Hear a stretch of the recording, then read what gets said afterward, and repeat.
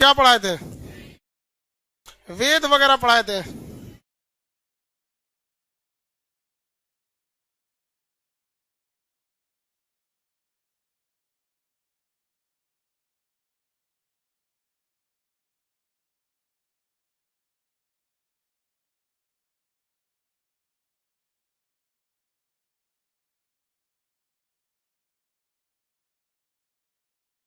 चलिए, जल्दी आप लोग, याद है कि नहीं आप लोगों को कहाँ तक पढ़ाए थे कुछ? जब तक आप एप्लीकेशन लाइव कीजिए, हम पीछे से धून धान के आते हैं एक दो ठो को।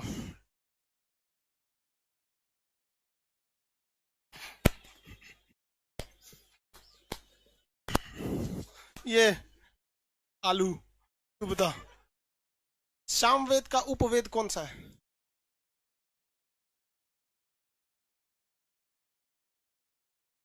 तुम खड़ा हो। यजुर्वेद का उपवेद कौन सा है? हैत्री। भैया वो तो ज्ञाता होता थे सा, वो भी हैत्री उसका ज्ञाता नहीं है। यजुर्वेद का उपवेद कौन सा है? मतलब उसी से मिलता जुलता दूसरा वेद।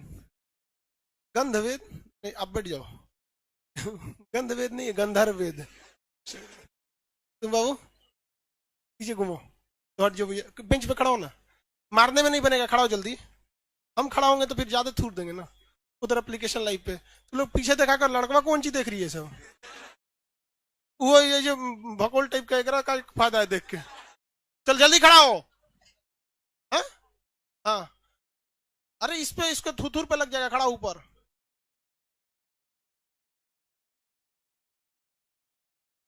पीछे घूम, उधर देख, हट जाओ ना। हाँ उधर उधर देख, हाथ टूट जाए। हमारा नाम हंसाएगा सबकी। खान सर क्या पढ़े आप बताओ बाबू। ऋग्वेद के जो ज्ञाता थे उन्हें क्या कहा जाता था? जैसे हमने ऋग्वेद बहुत ज्यादा पढ़ लिया तो हमारे नाम के आगे क्या लगेगा?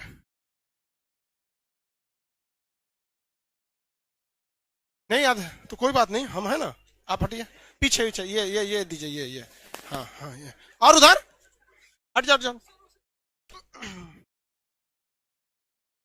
एप्लीकेशन लाइव हो गया? लाइव हो गया? आगे कितने लड़के अभी आ गए सब? 6-7 हजार आ जाए सर, तो कितने आ गए सर? चलिए, एप्लीकेशन वाले सब लोग को गुड मॉर्निंग, लाइव वाले सब लोग गुड मॉर्निंग। थोड़ा सा जब तक आप लोग लाइव हो रहे होते हैं तब तक हम पीछे धो देते हैं। देखो भैया, होत्री इधर से जवाब दे रहा है एप्लीकेशन वाले। आप लोग पटना आ गए हैं ना, बहुत मुश्किल से माँ बाप पैसा दिया है। एप्लीकेशन वाले लड़के या लाइव सेंटर वाले लड़के आपसे कम पैसे में पढ़ रहे होते हैं। सबसे कम तो एप्लीकेशन वाले पढ़ते हैं। लाइव वाले लोग के लिए भी अच्छा सुविधा है अपने अपने डिस्ट्रिक्ट में। जमुई का क्लास बंद था, आपका सेंटर चेंज हो रहा था, इस वजह से जमुई वाले लोग, आपका सेंटर अभी नया खुल गया, अब आप वहां ज्वाइन कर सकते हैं। आप मेहनत करके पढ़ाई कीजिए ना। कल चिल्ला चिल्ला के पढ़ाएं आपको, नोट्स दिए, याद कराएं। अब आपको क्या लगता है दूसरा दिन आएगा आपको पढ़ने के लिए? मेरा नाम हंसाएगा सब? नहीं हंसाएंगे सब। हमारा नाम हंसाएगा। हम सेम वैसे ही पीटते हैं जैसे लॉकडाउन में पुलिस पीटती है। डंडा का भी अंतर नहीं है, यही डंडा था लॉकडाउन में पुलिस के। ठीक है। और लड़का और लड़की दोनों को एकदम सेम पीटते हैं, कोई मतलब भेदभाव नहीं। क्योंकि हमारा संविधान का अनुच्छेद 15 कहता है जाति, धर्म, लिंग, जन्म स्थान के आधार पर कोई भेदभाव नहीं। इसलिए हुमच के मारो। यहाँ पे कितनी लड़कियां हैं जो यहाँ क्लास केवल इसलिए छोड़ दी कि बहुत बुरी तरह से पीट दिए। देखो को तो बुखार लग गया था, गार्जियन लेके आई थी। हम कहे कि देखिए आपकी लाडली बेटी बहुत प्यारी है, तो आप इसे प्लीज घर में रखिए या मेरे पास मत भेजिए। हमारे पास सब बराबर है। ये थोड़े पहचानता है कि लड़का है कि लड़की है। और हम पीटते नहीं है, पीटता तो ये है। चलिए आप स्टार्ट करते हैं हम लोग। आवाज बढ़ा दीजिए। एप्लीकेशन वाले लोग लाइव सेंटर जल्दी बैठिए। Jamui Bihar Sharif centre number 1। यो लड़की सब लेट आती है सब, जल्दी बैठो बाबू। इसके पहले हम आपको क्लास में समझा दिए थे वेद के बारे में। वेद की संख्या 4। हर वेद का अपने ज्ञाता थे और हर वेद का एक उपवेद था और उस उपवेद के अपने ज्ञाता थे। और वेद का, हर वेद के पास 2 या 1 की संख्या में ब्राह्मण ग्रंथ थे। एक ऋग्वेद के ब्राह्मण ग्रंथ का ट्रिक क्या था? ऐतरेय ब्राह्मण ग्रंथ कौस्तुकी। उस बताया था गंध वेद,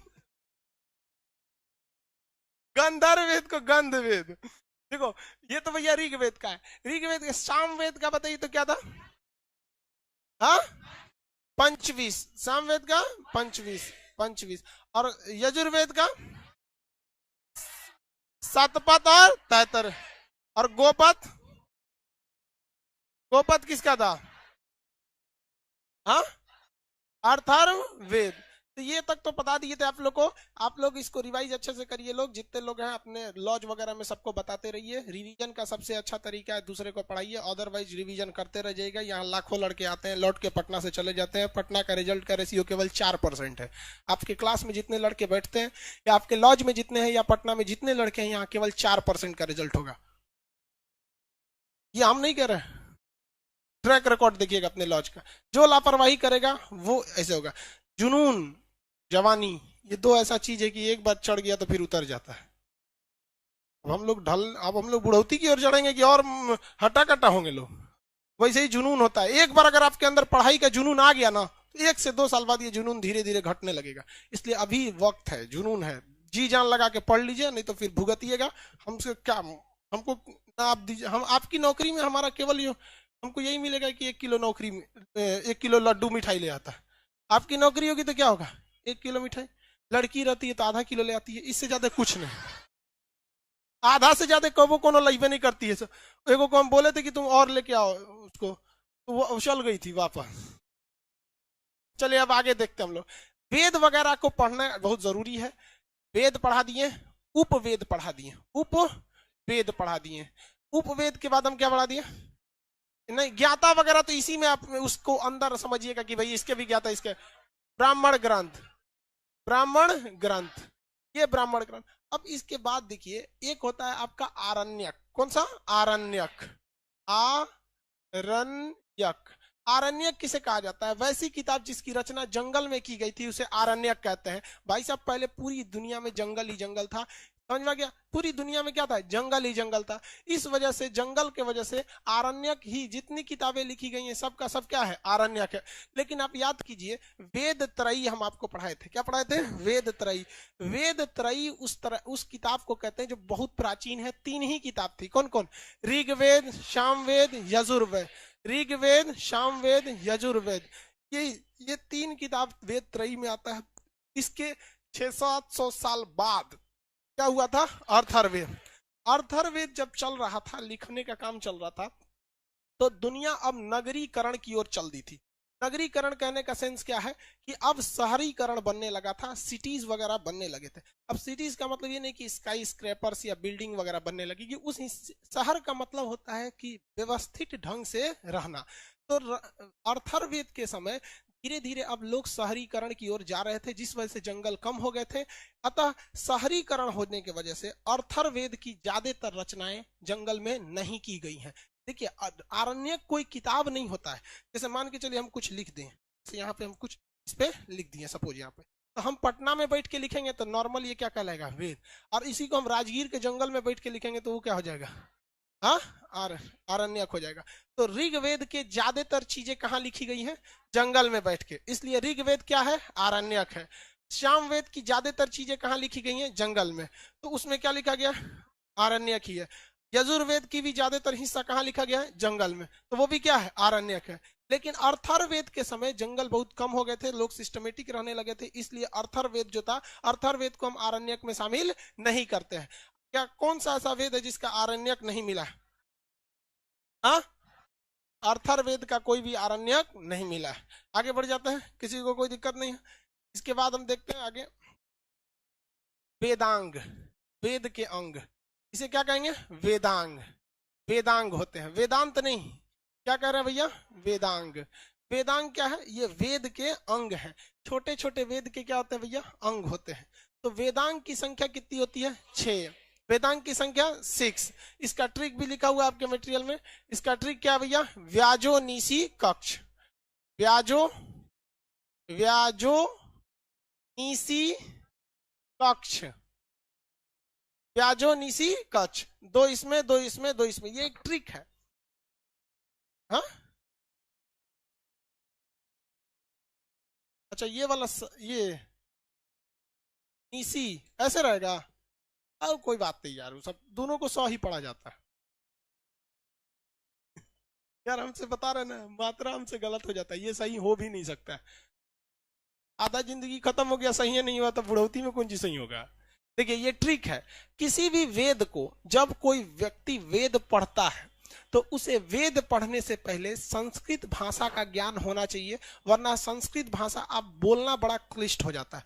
आप में जो लोग संस्कृत के होंगे वो लोग संस्कृत बोल लेते होंगे, अदरवाइज आप देखिएगा संस्कृत पढ़ने में भी थोड़ा सा हेजिटेशन होता है, खास करके हमको, मतलब आप लोगों को भी होता होगा, ऐसा नहीं है, ऐसा नहीं है कि संस्कृत बहुत टफ है, हम लोग उससे फेमिलियर नहीं है।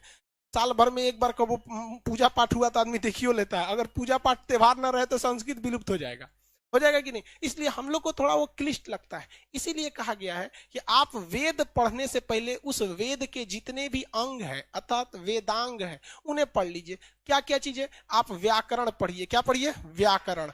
व्याकरण, व्याकरण मतलब क्या होता है भैया? उसका ग्रामर। व्याकरण मतलब ग्रामर, व्याकरण मतलब ग्रामर। तो आप बताइए, इंग्लिश से पहले आप लोग को नाउन प्रोनाउन नहीं देखा जाता है?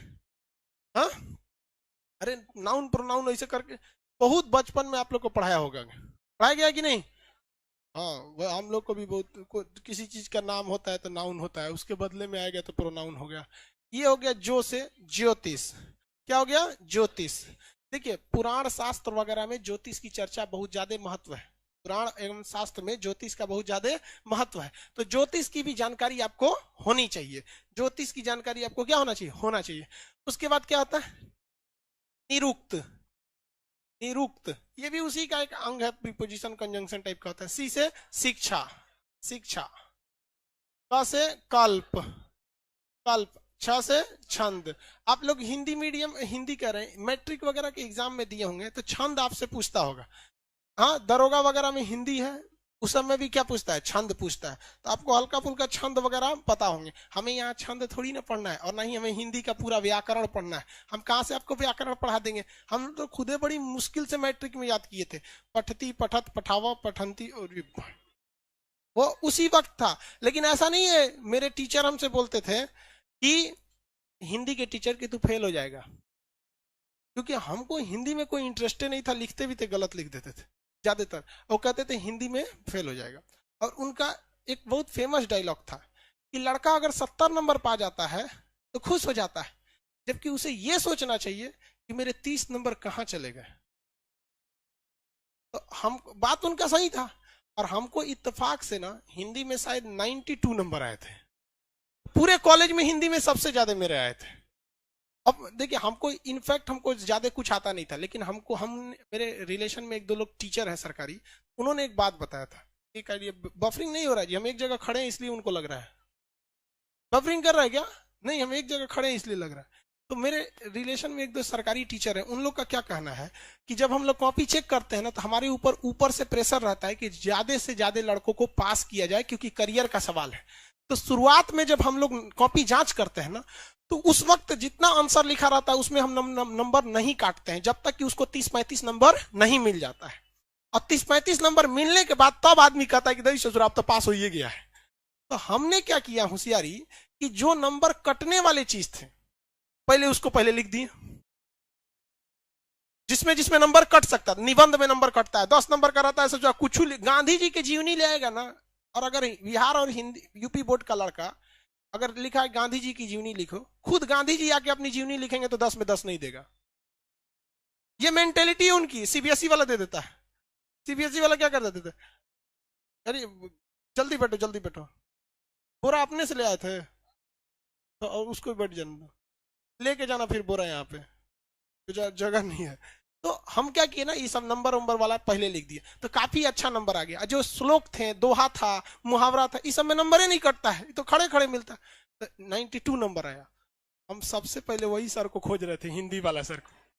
हाँ, फेल हो जाएगा तुम यहाँ पे। हम ले जाके उनको रिजल्ट दिए, और उनको तो पहले से पता था कि हिंदी में सबसे ज्यादा इसी का आया है। हम कहेंगे सर ये रिजल्ट, तो हम उदास थे एकदम चुपचाप। कहेंगे तुम खुश नहीं है? सर हम इस बात का टेंशन है कि मेरा 8 नंबर गया कहां।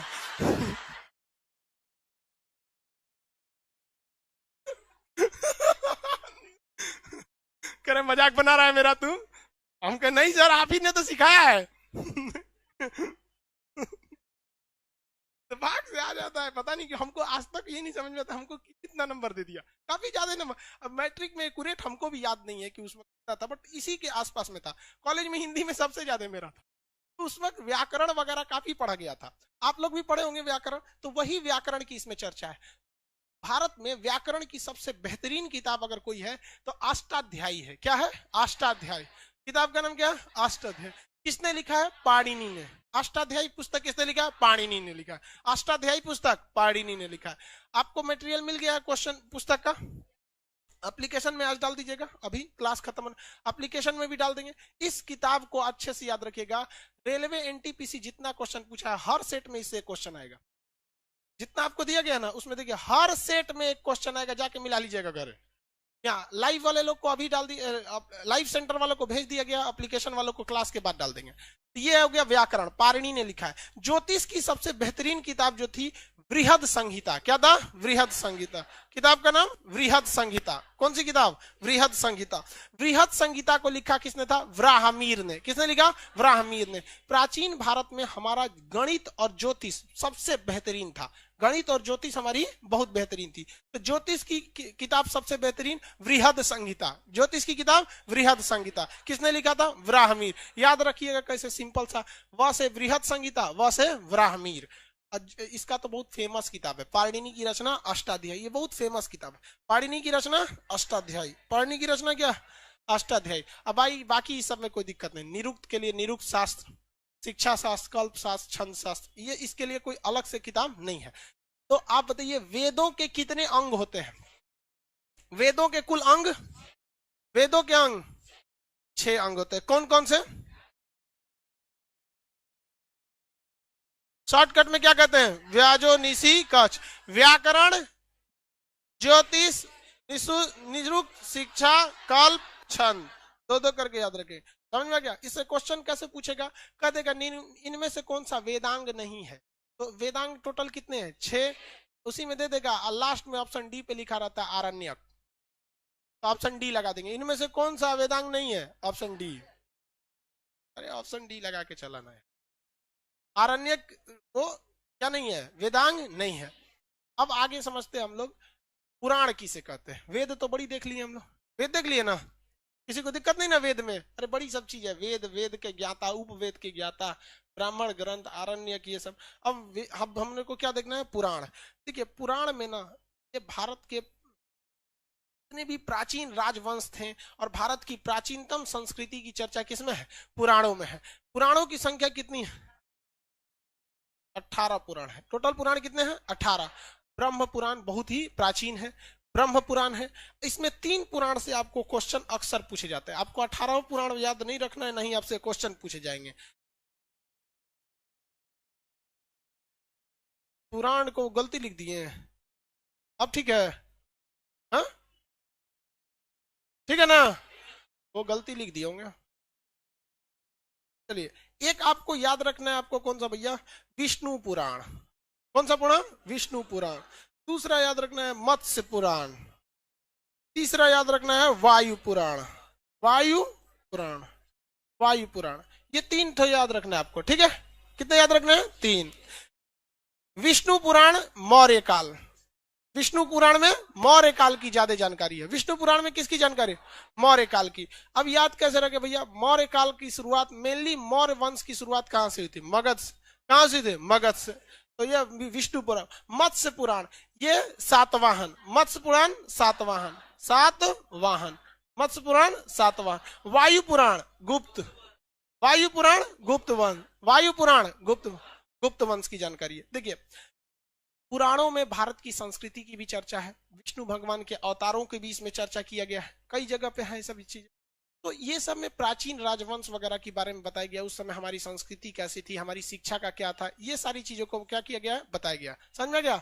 सर मैप में एडमिशन नहीं हो रहा। एप्लीकेशन वाले लोग आपको कल समझाए थे ना, मैप में एडमिशन नहीं होगा, सर्वर में थोड़ा भी जगह नहीं है। जो ऑलरेडी पढ़ रहे हैं मैप में उनका हम लोग उसमें असाइन कर दिया जाएगा। चलिए यहाँ देखिए, बाकी यहाँ पे पटना में और लाइव सेंटर में बस मैप में एडमिशन होगा, बाकी एप्लीकेशन में थोड़ा भी जगह नहीं है, भड़क जाएगा एप्लीकेशन। देखिए याद कैसे रखेंगे? याद रखने का वायु, वायु जो होती है, आप में से कितने लोग को वायु दिखाई दे रही है? किसी को वायु दिखाई दे रही है? वायु गुप्त रूप से बह रही है। वायु कैसे बह रही है? किसी को दिखाई दे रही है आप लोग को? वायु गुप्त रूप से। मछली का देखिए, मत्स्य से क्या रहा है, मछली। अब जब आपके घर में मछली उछली बनता होगा तो पिताजी तो बनाते नहीं होंगे, ज्यादातर मछली उछली के काम महिला ही करती है खाना बनाने में। और भारत में वो कौन सा ऐसा राजवंश था जो मातृ सत्तात्मक था? सातवाहन। हालांकि सिंधु सभ्यता भी था, लेकिन कोई प्रमाण मिला ही नहीं। सिंधु सभ्यता को तो हमने अपने अनुमान के हिसाब से बता दिया कि मातृ सत्तात्मक। कोई लिखित लिखित तो मिला है, पढ़ा ही नहीं गया तो कंफर्म कैसे है? हाँ, तो भारत में मातृ सत्तात्मक कौन सा था? मछली उछली कौन बनाती है लोग? महिला। मातृ सत्तात्मक कौन था? सातवाहन। तो ऐसे ट्रिक लेके याद रखेंगे। विष्णु पुराण, पुराण मौर्य काल, विष्णु पुराण मौर्य काल। अब देखिए हम लोग ना, मौर्य काल बेसिकली उत्तर भारत से स्टार्ट हुआ था। हालांकि उत्तर भारत से स्टार्ट होते होते पाकिस्तान अफगानिस्तान तक चला गया। पाकिस्तान और कहां तक चला गया? अफगानिस्तान तक चला गया। तो इसमें तो कोई रोक टोक नहीं था, लेकिन बेसिकली कहां से था? उत्तर भारत से। और उत्तर भारत में ज्यादा वैल्यू विष्णु भगवान की। चाहे विष्णु भगवान के, राम जी किसके अवतार थे? विष्णु भगवान। कृष्ण जी किसके अवतार थे? विष्णु भगवान। और साउथ में देखेंगे ना तो शंकर जी का बड़ा वैल्यू है, महाकाल का, शिव जी का। साउथ इंडिया में जाके देखेंगे ना, शिव जी का। इवन आप साउथ की मूवी भी देखेंगे ना, शिव जी की काफी ज्यादा उसमें क्या है, महत्व है। मुंबई में जाएंगे तो गणपति बप्पा मोरिया, है कि नहीं? तो अपना अपना वो है, सब लोग एक ही है भाई, बस बुराई पे मत चलिए, यही सबसे बड़ा धर्म है। तो मौर्य वंश बेसिकली कहाँ चला था? उत्तर भारत से। मौर्य वंश से उत्तर भारत। और उत्तर भारत में किस भगवान की? इन्हीं के। सब लोग जितने अवतार थे लोग सब किसके थे? विष्णु भगवान के। तो मौर्य वंश की जानकारी विष्णु पुराण। मत सातवाहन की जानकारी मत्स्य पुराण। गुप्त वंश की जानकारी, हाँ, इसी में कहा गया था समुद्रगुप्त का घोड़ा कितने समुद्रगुप्त का घोड़ा कितने समुद्र का पानी पीता है? भारत जो है ऐसे है, भारत में इधर एक अरब सागर है, एक समुद्र, नीचे में हिंद महासागर दूसरा समुद्र, इधर बंगाल की खाड़ी तीसरा समुद्र। इसका मतलब ये हरगिज नहीं हुआ कि ससुरा सुबेरे पानी यहाँ पिएगा, शाम को यहाँ पिएगा, रात में यहाँ पिएगा, मर जाएगा घोड़ा दांत चीर के। काम कब करेगा? दिन भर पानी पीते रहेगा वहां पे। तो बुलेट ट्रेन थोड़े है वहां पे। इसका मतलब ये था पहले आप पानी वहीं से पी सकते थे जो एरिया आपका है। आप दूसरे राजा के क्षेत्र में जाके पानी पिएंगे तो गिरफ्तार हो जाएंगे कि पानी कैसे पिया। अब थोड़ी ना आज ही जाके लाइए ना इतनी पाकिस्तान से पानी। आज भी तो वही चीज है। पाकिस्तान, वो अलग बात है कि हमारा और नेपाल से रिलेशन अच्छा है, जब तक ये ओली चाचा पगलाए नहीं है। ये ओली को पता नहीं क्या हो गया। हमारा नेपाल से काफी अच्छा रिलेशन है, कोई पासपोर्ट वगैरह नहीं लगता है, लोग ऐसे चले जाते हैं, शादी ब्याह तक होता है। लोग बोलते हैं ना बेटी और रोटी का रिश्ता है, मतलब वहां के लोग हमारे यहाँ आते हैं रोटी कमाने के लिए। और हमारे यहाँ बहुत सारी शादियां हो जाती है नेपाल में। जो बिहार के उस एरिया के होंगे ना, चंपारण साइड में, उधर मध्य सीतामढ़ी, वहां जो बहुत ज्यादातर वहां से नेपाल से आ जाती हैं लोग।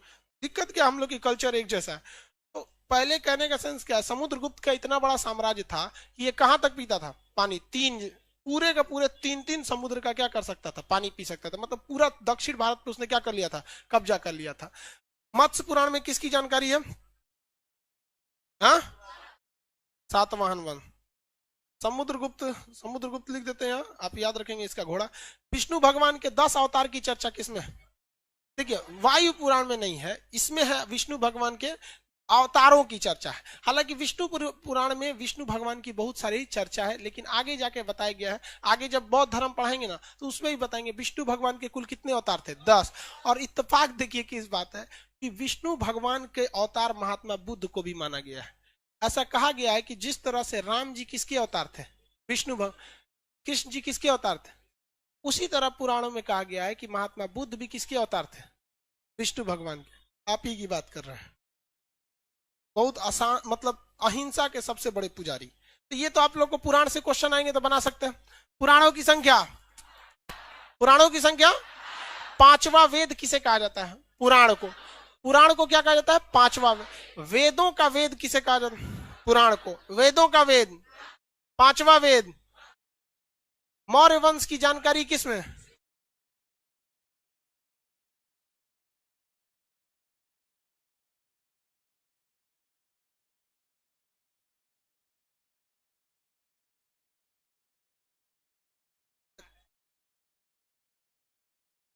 नीचे कौन है देखिए, हॉल नंबर 2 वाले लड़के थोड़ा सा 2 मिनट रुक जाएंगे आप, थोड़ा सा।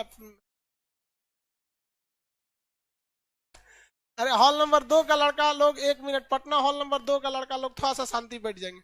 इसका क्लास एक प्रोजेक्टर थोड़ा सा भूख भाग कर गया है, तो ऐसा चिल्ला रहा है जैसे लग रहा है कहीं आग उग लग गया है। अरे बेवकूफ कहीं का, आराम से बोलो।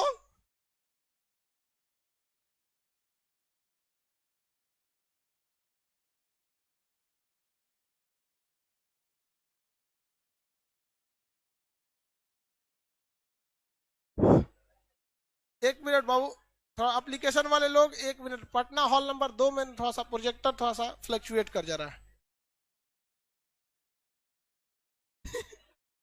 हमको लगा बेचारा कोई बेहोश होश हो गया, उस तरह से आगे कर रहा है।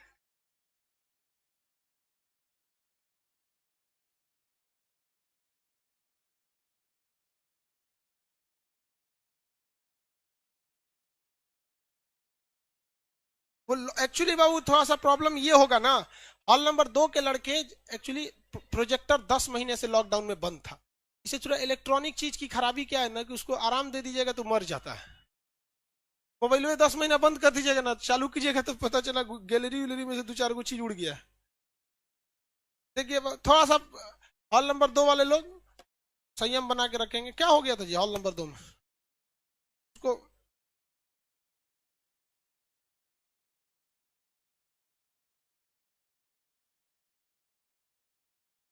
जब तक आप लोग थोड़ा मन मन रिवाइज कीजिए, एक्चुअली क्या आएगी, थोड़ा सा आगे बढ़ जाएंगे तो हल्ला करने लगेगा।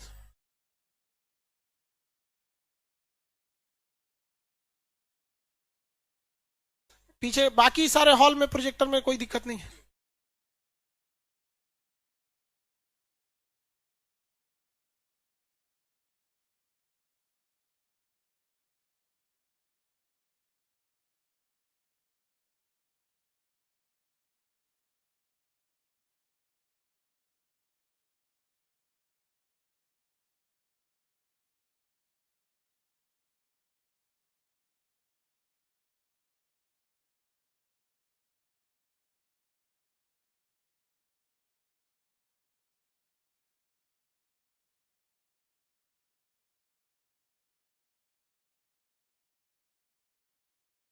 हॉल नंबर 2 वाले लोग आपका प्रोजेक्टर ठीक हो गया।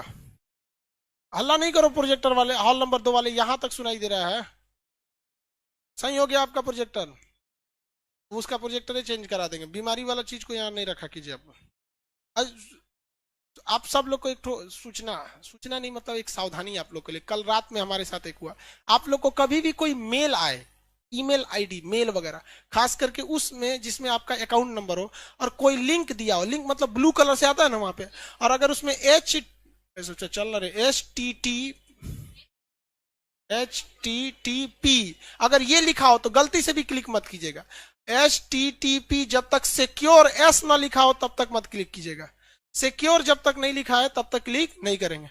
तो जो मेरा आज 6 मिलियन होने जा रहा है, तो रात में हमको सोचे कि एक बार देखते हैं, तो यूट्यूब की ओर से एक मेल आया कि यूट्यूब की ओर मेल आया, उसने कहा कि thanks to we are congratulation you Khan GS research centre, it's our advice to you, हमारी आपकी एक सलाह है, तो please open the caption sign. Caption एक बटन होता है, अगर हम वीडियो डालते समय कैप्शन पे क्लिक कर देंगे ना, तो जिस भाषा में हम कैप्शन क्लिक किए रहेंगे उस भाषा में ऑटोमेटिक नीचे लिख देगा। जैसे आप कुछ कुछ गाना सुनते होंगे, मूवी देखते होंगे हॉलीवुड की ना, तो नीचे कुछ कुछ लिखने आता है, हाँ सब टाइटल, उसको कैप्शन में लगा देते हैं लोग, वहां पे सब टाइटल। तो उसने कहा कि आप कैप्शन और सब टाइटल बना दीजिए। हम कहें कि इतना हम ना सोचते हैं, छोड़ दिए। लेकिन ये मेल 3 4 बार आया, तो उसने कहा कि भाई अगर आप किस तरह से सब टाइटल और कैप्शन लगाते हैं इसको देखना है तो आप इस लिंक पर क्लिक कीजिए। हम चचुरा उस पर क्लिक करने जा रहे थे, एकदम कंफर्म कर दिए रहते, लेकिन यहाँ जब देखिए एस नहीं है, अगर हम इस पे एस पे क्लिक किए रहते ना, इस पे तो सब उड़ा दिया रहता। इसलिए आप सब लोग को कहते हैं भाई, अभी ये कल की बात है इसलिए अब आपको हिस्ट्री के क्लास में बता दिए, लेकिन इसका ध्यान रखिएगा आप लोग, जिसमें आपके पिताजी का माताजी का वो हो, मतलब बैंक अकाउंट वगैरह, उस सब से ही सब मत टच कीजिएगा, सजा उड़ा देगा सब। यहाँ उस सब का दूसरे पुराण चलता है, कोई सिद्धांत नहीं। ये पुराण समझ में आ गया। अब इसके बाद हम लोग को देखते हैं उपनिषद। क्या देखते हैं? उपनिषद। उपनिषद का अर्थ होता है गुरु के समीप बैठकर ज्ञान प्राप्त करना। गुरु के समीप बैठकर ज्ञान प्राप्त करना क्या कहलाता है? उपनिषद। क्या कहलाएगा? उपनिषद। उपनिषद की संख्या कितनी है भैया? 108। लेकिन 108 को मान्यता नहीं मिला हुआ है। मान्यता कितने को मिला है? 13 को मिला है। कितने को? 13 को। जबकि पुराण की संख्या 18। पुराण की संख्या 18। उपनिषद की संख्या कह देगा तो 108 है, लेकिन प्रमाणित उपनिषदों की संख्या महज 13 है। उपनिषद के बारे में 2 क्वेश्चन पूछता है। उपनिषद का अर्थ क्या होता है? तो गुरु के समीप बैठकर ज्ञान प्राप्त करना। दूसरा क्वेश्चन पूछेगा कि उपनिषद में ब्राह्मणों का ज्यादा महत्व या राजपूतों का ज्यादा महत्व? किसका महत्व भैया? भाई साहब, इसमें राजपूतों का ज्यादा महत्व दिया गया, क्योंकि पहले भारत में शिक्षा को एक खास वर्ग से जोड़ दिया गया था कि भैया शिक्षा कौन देंगे? ब्राह्मण ही देंगे। और अभी भी देखेंगे ब्राह्मण लोग शिक्षा में बहुत आगे रहते हैं। भाई गरीब भी रहेगा तो भी पढ़ेगा, यही सबसे बड़ी उनकी ताकत है यहाँ पर।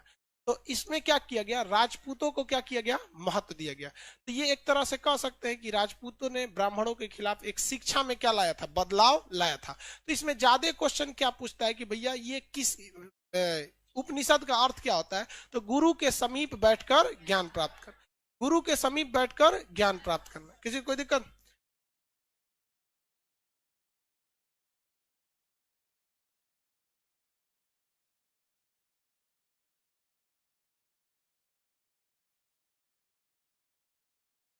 देखिए, इसमें उपनिषद में आप बहुत सारा उपनिषद सुने होंगे, लेकिन एक उपनिषद सबसे ज्यादा फेमस है, जिस सब लोग जानते हैं लोग, जिसका नाम क्या है? मुंडकोपनिषद। ये सब लोग जानते हैं। किस उपनिषद को? मुंडकोपनिषद। क्योंकि इसमें ही हमारा जो राष्ट्रीय वाक्य है, सच की हमेशा जीत होती है, सत्यमेव जयते। कौन सा? सत्यमेव जयते। सत्यमेव जयते शब्द किस उपनिषद में है? मुंडकोपनिषद में। ये तो आपको पहले से पता होना चाहिए। मुंडकोपनिषद हमें पढ़ाना ही नहीं चाहिए। मुंडकोपनिषद ये आपको पहले से हम उम्मीद करते हैं कि आपको क्या होना चाहिए? पता रहना चाहिए। मुंडकोपनिषद याद रहेगा। सत्यमेव जयते। हालांकि ये शब्द जो है वो इसको इसे कहाँ लिखा गया भाई? सारनाथ जो है ना, अशोक स्तंभ, उसके नीचे भी ये चीज को लिखा गया है। लेकिन वो भी कहां से लाया गया था? मुंडकोपनिषद से। कौन से निषद से? मुंडकोपनिषद। सबसे पहला उपनिषद याद रखेंगे और सबसे आखिरी उपनिषद याद रखेंगे। सबसे पहला और आखिरी उपनिषद से भी क्वेश्चन पूछे जा सकते हैं। तो सबसे पहला उपनिषद कौन था भैया? बृहद नारायण उपनिषद।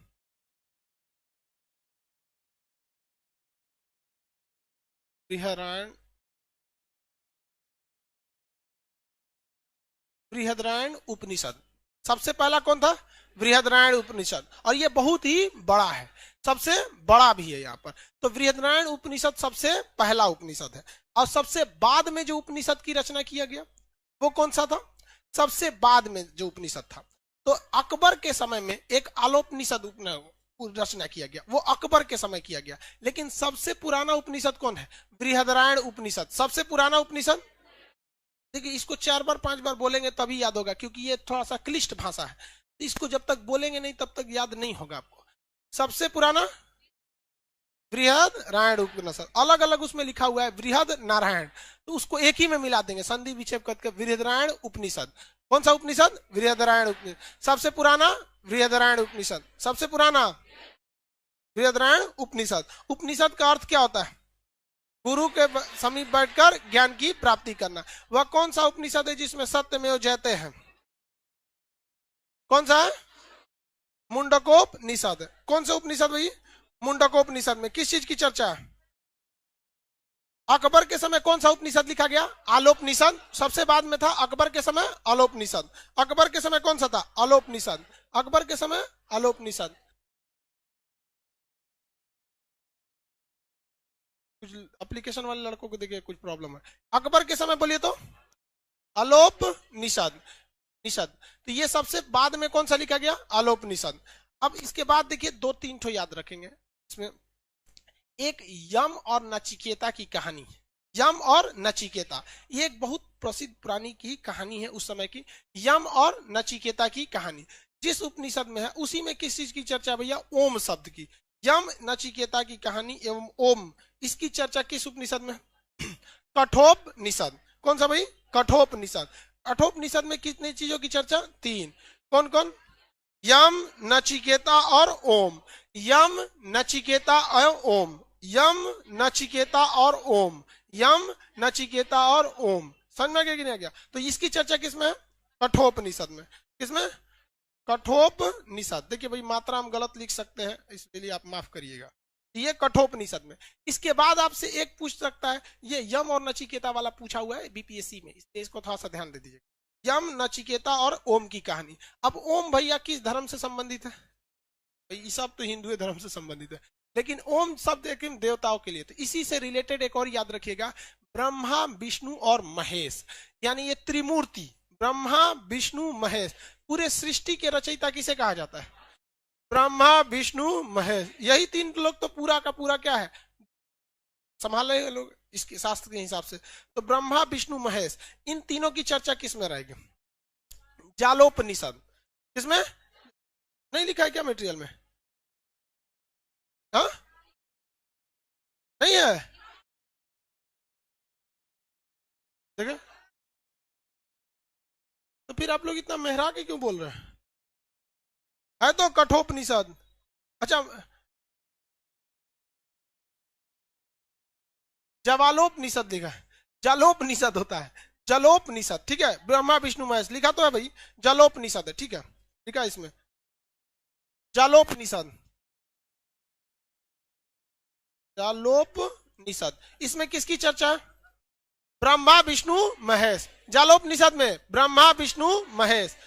एक और कोई फेमस था, छूट रहा है। अच्छा, वो तो लिखने की भी जरूरत नहीं है, मुंडकोपनिषद।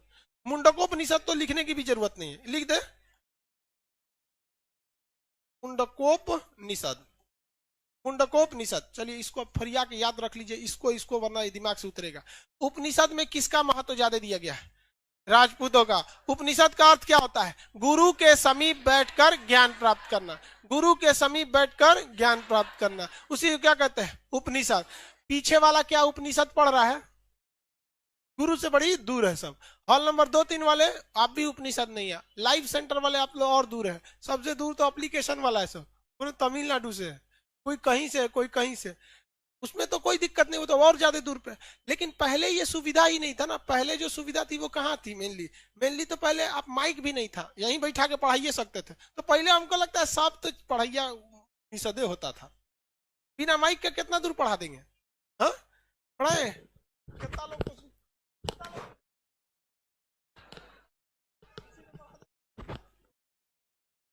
इस पे पढ़ाएंगे तो फिर कुछ सुनाई नहीं देगा, नहीं सुनाई देगा। तो पहले ऐसे पासे में गुरुजी चौकी उकी बिछा के पढ़ाते थे। हम लोग के भी टीचर तो चौकी पे पढ़ा देते थे, उनके घर जाते थे पढ़ने, चौकी उकी पे बिछा के पढ़ा देते। बचपन में आदमी बोरा पे पढ़ा है। हाँ भाई, बचपन में तो सब लोग बोरा पे पढ़े होंगे उस एज में। 1997-98 में बोरा बहुत बेहतरीन था। चौक ले लो, हम लोग स्लेट पे लिखते थे लोग, नाक बते रहता था, इसे पोछ लेते थे। यहाँ तक शर्ट में लाइनिंग रहता था। चौक पोत पात के ले आओ। चलिए देखिए, मुंडकोपनिषद में किस चीज की चर्चा? सत्यमेव जयते की चर्चा मुंडकोपनिषद। सत्यमेव जयते, यम, नचिकेता और ओम। कठोपनिषद, यम, नचिकेता और ओम, यम, नचिकेता, ओम। ब्रह्मा, विष्णु, महेश, ब्रह्मा, विष्णु, महेश। सबसे बाद में अलोपनिषद, सबसे बाद में, सबसे पहले बृहदारण्यक उपनिषद, सबसे पहले बृहदारण्यक, सबसे बाद में ब्रह्मा, विष्णु, महेश, जालोपनिषद। ब्रह्मा, विष्णु, महेश, यम, नचिकेता, ओम। कठोपनिषद, यम, नचिकेता, ओम, यम, नचिकेता, ओम। सत्यमेव जयते, मुंडकोपनिषद। किसी को कोई दिक्कत नहीं यहाँ पे? अब इसके बाद एक और चीज है, स्मृति साहित्य। कौन सा साहित्य? स्मृति साहित्य। स्मृति साहित्य में 36 तो स्मृति साहित्य थे। जाते चलिएगा, आपके मिट है कि नहीं? क्या है स्मृति साहित्य? कितने थे? 36। कितने स्मृति साहित्य? 36 स्मृति साहित्य। इस स्मृति साहित्य में दो सबसे फेमस स्मृति, एक का मजाक उड़ा दिया गया, एक बहुत ज्यादा विवाद का कारण बन गया। याज्ञवल्क्य स्मृति साहित्य, याज्ञवल्क्य स्मृति साहित्य। याज्ञवल्क्य ऋषि थे, इन्होंने अपनी एक स्मृति साहित्य, स्मृति साहित्य मतलब किसी एक व्यक्ति की विचारधारा जो रहती थी उसे किसमें रख दिया गया था? स्मृति साहित्य में। तो याज्ञवल्क्य एक ऋषि थे, इन्होंने अपनी विचारधाराओं को अपनी किताब में लिखा, जिसका नाम रखा गया याज्ञवल्क्य स्मृति साहित्य। बड़ा मजाकिया टाइप का स्मृति साहित्य। इन्होंने कहा कि संसार ही स्वर्ग है, इसलिए अपनी आत्मा को मत तड़पाओ। अगर तुमको मन कर रहा है पिज्जा खाओगे तो कर्जा लेके भी पिज्जा खा लो, लेकिन खाओ, जो मन कर रहा है वो करो। यानी उस हिसाब से देखेंगे तो बिहार में तो बहुत लोगों का शराब पीने का मन कर रहा है, तो है कि नहीं? तो ये याज्ञवल्क्य ऋषि के थे।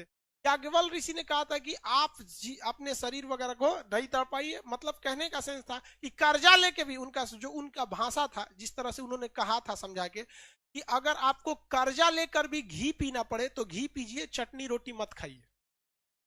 भाई वो कर्जा भरेगा कौन? तो विजय माल्या बन जाएगा आदमी। खैर उसमें, लेकिन देखिए हमारी संस्कृति देखिए, अगर ये बात ये पाकिस्तान में बोले रहते ना, इनको अभी तक हरामी कुत्ता सब घोषित कर दिया गया, लेकिन आज भी हम लोग इन्हें ऋषि कहते हैं, याज्ञवल्क्य ऋषि। अरे हम लोग की तो संस्कृति वो रही थी, जो शुक्राचार्य, जो राक्षसों के गुरु थे, उनको भी आचार्य कहा था। यही हमारी इतनी विशाल संस्कृति रही ना कि कोनो चोट्टा आके घुस गया। बाबर झाबर नाम का आदमी आजकल कुत्ता पाल रहा है, इसे चुरा सब आके घुस गया रहता सब यहाँ पे। तो कुछ कुछ हम लोग से गलती भी हो गई, समझ में आ गया कि नहीं? तो अति ज्यादा सहानुभूति, अति विनम्रता भी हमारे लिए एक तो क्या हो गया, घातक हो गया। खैर जो इतिहास को तो हम बदल नहीं सकते, लेकिन आगे तो सुधार सकते। अब आया मनु स्मृति। मनु स्मृति भाई, इसे सबसे प्राचीन राजनीतिक किताब कहा जाता है। इसे मनु स्मृति का। मनु स्मृति में बहुत सारी चीजें कही गई हैं, बहुत सारी अच्छी चीजें भी हैं। मनु स्मृति में किस तरह से शासन करना चाहिए, किस तरह से कर्मचारियों को दबा के रखना चाहिए। लेकिन इसमें दो जगह आके विवाद फंस जाता है। यहाँ महिलाओं को और दलितों को बहुत ही निम्न दिखा दिया गया। मतलब इस किताब के हिसाब से महिलाएं और दलित जो होते हैं, बहुत ही समाज के मतलब अलग कोटि में उनको क्या कर दिया जाता है, जगह दे दिया है। जिस वजह से इसका महिलाएं और मतलब दलित इसका विरोध करते हैं। किस किताब का? मनुस्क्रिप्ट। इसका मनुस्क्रिप्ट का। समझ में आ गया कि नहीं आ गया? लेकिन ये बहुत प्राचीन किताब है, राजनीति से संबंधित बहुत प्राचीन किताब है। हालांकि मनुस्मृति पे तो ये भी हो गया है कि भारत का संविधान हटा के मनुस्मृति लगा दिया जाए। अभी एक तो आदमी, हम ट्रेन में आ रहे थे ना, तो एक बहस कर रहा था। हम कहे भाई साहब, अब इसका मतलब हमको ये पूरी किताब पढ़ना पड़ेगा तभी हम कुछ बता सकते हैं, और हम भी पूरी तरह से मनुस्मृति पढ़े नहीं है, जिस हिसाब से कि हम वहां बहस करने लगे नहीं हमारा संविधान अच्छा है या ये खराब है। क्योंकि आप दो चीज में कंपैरिजन तभी कर सकते हैं ना जब दोनों पढ़े हो। हम तो भैया संविधान पढ़े हैं, हमको लगता है कि ठीक है, अब भाई साहब हमको लगता है कि वो पढ़े होंगे, उनके हिसाब से वो ठीक होगा। लेकिन ये दो किताबें स्मृति साहित्य में सबसे ज्यादा फेमस थी, और मनुस्मृति का बहुत ज्यादा प्रचलन आ गया, क्योंकि मनुस्मृति में शास्त्र वगैरह चीजों को बहुत ज्यादा ध्यान में रखा गया था। मनुस्मृति में इसमें दो तीन चीजें गलत भी थी। इसमें कहा गया था ना, शादी करने के लिए लड़का की आयु 25 साल होनी चाहिए और लड़की का 12 साल। दूसरा, शादी कर रहा है कि गोद ले रहा है। और ये परंपरा भारत में बहुत ज्यादा चलने लगी, और ये इतने साल चली, बाल विवाह के नाम से जाना जाने लगा। ये परंपरा बहुत ज्यादा, एक मतलब एक 12 साल की लड़की, उसको क्या समझ में आ रहा हो, कभी ब्याह करके भेज दिया लो। तो ये एक तो वो लोग छोड़िए, मतलब एक तो अपने वो लोग का दिमाग बहुत तेज होता है, ऊपर से 12 साल में वो क्या 12 साल के लड़के को आदमी दुलार से गोदी उठा लेता है। हमारे पड़ोस में मतलब बहुत लड़के घर जाते हैं ना यहाँ से, तो 11-12 साल का लड़का आदमी उसको गोद में उठा लेता है। हालांकि वो गोद में खिलाने लायक नहीं है, लेकिन फिर भी आदमी 11-12 साल के लड़कों को आदमी गोद में खिला लेता है। कितना एज होता है उसका? 5-6 में पढ़ता होगा, यही पढ़ता होगा। उसे तो बियाह करा दिए। आई बोका को देखिए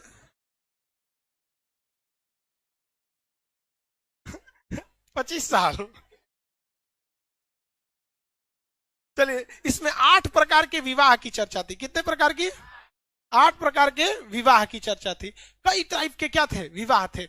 लेके भाग जाएंगे तो राक्षसी विवाह वगैरह वगैरह, कई टाइप की। इसमें किस चीज की चर्चा थी भैया? विवाह वगैरह की चर्चा किया गया था। किस किताब में? स्मृति मनुस्मृति। देखिए, आप एक चीज याद रखिएगा, जीवन में हमेशा आप किसी दूसरे के लिए या समाज के लिए कितना भी भलाई कर दीजिए, लोग उस भलाई को भूलेंगे बहुत जल्दी। और एक भी गलती कर दीजिए लोग उसे कभी भूलेंगे ही नहीं। ये परंपरा है, ये नियम है इस समाज का। हम हो या आप हो, आप अपने रिलेशन में, दोस्तों में, मम्मी पापा में, भाई बहन में, कल को शादी ब्याह हो जाएगी, उसमें आप किसी के लिए जान दे दीजिए। ये मानव की टेंडेंसी है, इसमें आप उदास नहीं होइएगा, बल्कि इसे समझ के अपनी जिंदगी को उसी हिसाब से ढाल दीजिएगा। किसी के लिए एहसान करने जा रहे हैं तो याद रखिएगा ये 2 से 3 दिन में भूल जाएगा। और अगर किसी को आपने डांट दिया भी ना, तो एक बात याद रखिएगा कि ये साला जिंदगी भर नहीं भूलेगा। समझ में गया कि नहीं? लड़की सब तो अगले जन्म तक याद रखेंगे। सर तुम मेरे पापा हो ना, पिछले जन्म में डांटे थे, मैगी नहीं खाने दिए थे, हम इस जन्म में भी गुस्सा है। तो ये दुनिया का उसूल है, इसलिए आप अपनी जिंदगी को इस हिसाब से ढालिएगा कि किसी से उम्मीद नहीं रखिएगा, क्योंकि दुनिया केवल मतलब से चलती है। समझ में गया? दुनिया गोल है, कोई कहता है चपटा है, भैया दुनिया मतलबी है। यहाँ यार इंसान की मेंटेलिटी ये होती है कि बारिश के बाद छाता बोझ लगने लगता है। छाता कहाँ है? 5 मिनट पहले तुमको भीगने से वही बचाया था। ये दस्तूर है दुनिया का, इसलिए हमेशा याद रखेगा। मनुस्मृति में क्या अच्छाइयां हैं ये दुनिया कभी नहीं याद रखेगी, लेकिन मनुस्मृति में बुराइयां क्या है ये हर दुनिया के जुबान पर आएगा। इतिहास आपको यह नहीं पढ़ाया जाता है कि आप इसे सब्जेक्ट की तरफ पढ़ के निकल जाए, बल्कि इससे सीखिए कि इतनी बड़ी किताब जिसे हिस्ट्री का सिलेबस बनाया गया, लेकिन इसको हमेशा कोई भी टीचर जब भी इसे पढ़ाएगा तो एक निगेटिव के हिसाब से ही पढ़ाता है, क्योंकि ये दस्तूर है दुनिया का कि आपके निगेटिव चीजों को हमेशा ध्यान दिया जाएगा। नाथूराम गोडसे का दूसरा किसी को कुछ भी नहीं पता रहेगा, लेकिन एक चीज जरूर पता रहेगी, महात्मा गांधी को मारा था। तो ये दस्तूर है, आपको इस हिसाब से अपनी जिंदगी को ढालना पड़ेगा। नहीं ढालेंगे ना तो आपसे विशाल विशाल जीव थे, डायनासोर मर के चल गए इस पृथ्वी से। अगर आप अपने आप को प्रकृति, वातावरण और समय के अनुसार नहीं ढालेंगे ना तो विनाश निश्चित है आपका। तो आप अपने समाज के हिसाब से खुद को ढाल दीजिए। उसी हिसाब से बोला जाता है जैसा देश वैसा भेष। इसमें कितने प्रकार के विवाह की चर्चा थी? 8 प्रकार की। सबसे अच्छा विवाह जो होता है मम्मी पापा जो ढूंढ के लाते हैं वो। उसके बाद क्या है? इसमें संस्कार की चर्चा है। क्या है? संस्कार। 16 ठो संस्कार देना है किसी भी बच्चे को। कितने संस्कार देने? 16। संस्कार तो चालू हो जाता है जब से बच्चा जन्म नहीं लिया है तब से। माँ के पेट में भी है तो माँ को बहुत सारे पूजा अर्चना यज्ञ वगैरह करने होते हैं। जब बच्चा जन्म लेता है तो वो भी एक संस्कार है। उसका मुंडन होता है वो एक संस्कार है। उसे जनेऊ पहनाया जाता है वो एक संस्कार है। पढ़ने जाता है वो संस्कार है। जब गुरु के पास पहला बार एडमिशन लेता है वो संस्कार है। यही वजह है कि संस्कार से बनी है हमारी संस्कृति। और हम लोगों को बचपन से लेकर जब तक मर नहीं जाते हैं, अंतिम में जब उसे जलाया जाता है, हमारे देह को जला दिया जाता है, जिसे कहते हैं दाह संस्कार, वही है हमारा 16वां संस्कार। और 16वां संस्कार अंतिम संस्कार होता है। तो हमारा जन्म से लेकर मृत्यु तक हम एक संस्कार में बंधे हुए हैं, और इसी संस्कार से बनती है हमारी संस्कृति। और भारत की संस्कृति दुनिया में सर्वश्रेष्ठ संस्कृति है, जो इसी किताब से मिला हुआ है। तो याद रखिएगा भाई, इतिहास में हमेशा कोई आपको ऐसा नहीं है कि आपको आप कुछ भी कर दीजिए। आप इस किसी आप में से जितने लड़के हैं ना, बहुत से लड़कों को पढ़ा लिखा के आदमी नौकरी दिला, इतने लड़कों को आदमी जॉब हुआ कि हम सबको स्टेज पे बुलाएंगे तो क्लास कब लेंगे यहाँ। बहुत से लड़के आते हैं भाई चलो तुम यहाँ पे, लेकिन अगर किसी लड़का को मार दिए, पीट दिए, तो हमारा इतिहास भूल जाएगा, लेकिन वो याद रहेगा वो चश्मेला के हम पीटे थे। उसको हम भूल जाएंगे लेकिन ये डंटा नहीं भूलेगा। लेकिन याद रखिए बाबू, यही डंटा है किसी दिन जब नौकरी में बैठे रहेंगे ना, ऑफिस में एसी लगा रहेगा, कोई जब आपके लिए एक पर्सनल एक स्टाफ रहेगा, चाय पानी पिएगा ना, तो याद आएगा कि था कोई टीचर जो पीट पाट के सीधा किया। इसलिए हम पीटे उठे तो उसका बुरा नहीं मानिएगा। समझ में आएगा कि नहीं आएगा? लड़की लोग को हम ज्यादा क्यों बोलते रहते हैं बकलो लोकलो? क्योंकि पता है लड़कों को पढ़ने के लिए 4 साल घर वाले इजीली दे देते हैं, आसान आराम से। और लड़की का 6 महीना बाद घर वाला पूछते नौकरी ना भूलो, अरे आमतूर ने भेजा है क्या ओकरा? हमेशा पूछते हैं। तो लड़कियों को भी ये बात समझाते हैं, जो समाज का एक दस्तूर बन चुका है, आप अपने आप को उसमें ढालिए, नहीं तो ऐसे आप लोग चल जाएंगे, जैसे डायनासोर चल गया ना, आप लोग भी चल जाएंगे। इसलिए आप ज्यादा मेहनत से पढ़िए। समझ में गया? लेकिन लड़कियों सबको समझ में थोड़ी आता है। गर्ल्स हॉस्टल में देखिएगा तो सीढ़ी पे ना हटा के जाना पड़ता। हटो तुम, काहे सीढ़िया पे बैठ के बतिया रही होती। हाँ हाँ हाँ। घर जाने से पहले घर जाने से पहले लड़कियां जो होती है ना, व्हाट्सएप पे उसको ब्लैक लिस्ट करके जाती है, क्योंकि उसको डर होता है कि बोका को कितना समझाएंगे, कोनो ना कोनो मैसेज भेज देगा, और रास्ता भर गैलरी डिलीट करते जाएगी। और ये लड़की कहती है कि हमको गार्जियन पढ़ने नहीं देता है। भैया पढ़ने तो भेजा है, तू कौन सी कर रही है यहाँ? दिल से पढ़ाई कर दीजिए, 8 महीना बहुत है। हम बीएससी किए हुए हैं, हमको इतिहास भूगोल ज्योग्राफी से कोई लेना देना नहीं है। एकेडमिक स्टडी मेरी बीएससी है, लेकिन जी जान से अगर हमसे कोई पूछेगा तो हमने केवल 8 महीने में पढ़ाई किया। लेकिन उस 8 महीने में कौन सा दिन था, कौन सा तारीख था, शायद हमको ये भी याद नहीं है।